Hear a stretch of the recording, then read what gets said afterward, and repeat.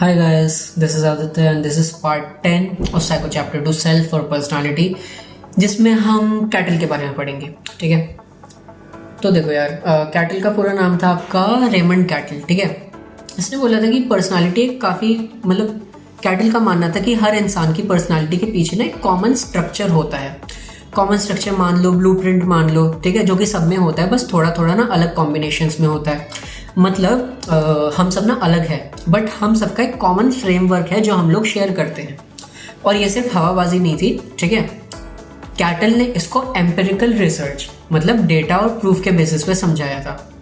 उनका हो गया यार, कैटल ने क्या यूज़ कर लिया था। ठीक है, उसने लैंग्वेज में जितने भी एडजेक्टिव्स होते हैं ना लोगों के लिए, जैसे कि ऑनेस्ट, लेजी, फ्रेंडली, मूडी, उन सब का एक बड़ा ना कलेक्शन बनाया, पूल बनाया। हाँ, फिर उसने एक स्टैटिस्टिकल टेक्निक लगाई, उसको फैक्टर एनालिसिस बोलते हैं।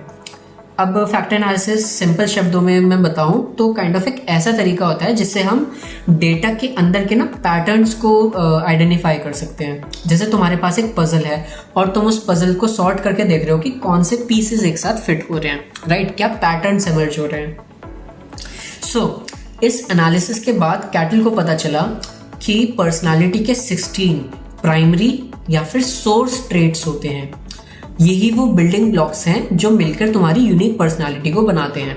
और सबसे इंटरेस्टिंग बात यह है कि ये जो आपके सोर्स ट्रेट्स है ना, काफ़ी स्टेबल होते हैं, मतलब तुम्हारे अंदर गहराई तक सेट होते हैं, डीप सेट होते हैं। ऐसा नहीं होता रोज रोज बदल रहे हैं। बट अगेन वो ये that's not all. In primary traits जो कि कैटल ने बोला, इनके कॉम्बिनेशन से जो ऊपर के विजिबल बिहेवियर्स होते हैं ना, वो दिखते हैं। उन्हें कैटल ने बोला सरफेस ट्रेट्स। ऑब्वियसली मतलब अगर सोर्स ट्रेट्स आपके फाउंडेशन है ना, तो सरफेस ट्रेट्स आपका दीवार है, पेंट जॉब है, जो दुनिया को दिखाते हैं कि आप कैसे हो। और हाँ, मूविंग ऑन, कैटल ने ये ट्रेट्स ओपोजिंग पेयर्स में डिस्क्राइब किए, हाई वर्सेस लो की तरह। ठीक है, एग्जाम्पल के लिए एक ट्रेट हो सकता है reserved versus outgoing, relaxed versus tense. ये ना एक स्पेक्ट्रम की तरह है जहां हर इंसान कहीं ना कहीं फिट होता है एक स्केल पे 0 to 10, लेट्स अज्यूम।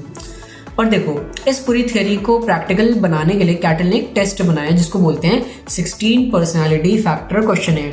ठीक है, शॉर्ट में 16 PF बोलते हैं इसको, राइट। ये एक साइकोलॉजिकल असेसमेंट टेस्ट है जो अभी भी काफ़ी यूज होता है। इसके जरिए ना क्या है, साइकोलॉजिस्ट तुम्हारी पर्सनालिटी को डिटेल में मैपिंग कर सकते हैं, जैसे तुम्हारा बिहेवियर कैसे सिचुएशंस में चेंज होता है, तुम्हारे स्ट्रेंथ्स क्या हैं, तुम्हारी वीकनेसेस क्या हैं, तुम्हारी लाइफ कैसी चलेगी, तुम्हारा करियर, रिलेशनशिप स्टाइल, ठीक है, क्या फिट होगा तुम्हें, क्या नहीं होगा, ये सारी चीज़ें। तो देखो यार, ये थियरी सोचने में यूजफुल लग रही है। ठीक है, जैसे अगर तुम्हारा ऑर्गेनाइजेशन है कोई, ठीक है, कंपनी है, उसमें हायरिंग चल रही है, या किसी एथलीट की मेंटल प्रोफाइल बनानी है, काउंसलिंग सेशंस में किसी की पर्सनालिटी इनसाइट चाहिए, ये टेस्ट्स एकदम काम आते हैं बहुत डेप्थ में, क्योंकि ये इंसान को फिगर आउट करवाने में हेल्प करते हैं। सो समराइजिंग ऑल दिस, कैटल ने बेसिकली बोला कि हम सबके अंदर वो 16 सोर्स ट्रेट्स के ना अलग अलग लेवल होते हैं, और उन्हीं के कॉम्बिनेशन से हम यूनिक बनते हैं। मतलब तुम्हारे में, हमारे अंदर अलग अलग बिहेवियर्स हैं, बट हमारे ना बिल्डिंग ब्लॉक सेम है। ठीक है, बस उनकी मिक्सचर और इंटेंसिटी अलग अलग है। That was all for the 10th part, जिसमें हमने कैटल का पढ़ा कि 16 PF क्या सीन है। And I will see in the next one. ठीक है, लाइक कर देना यार, सब्सक्राइब कर देना please. Till then, bye bye.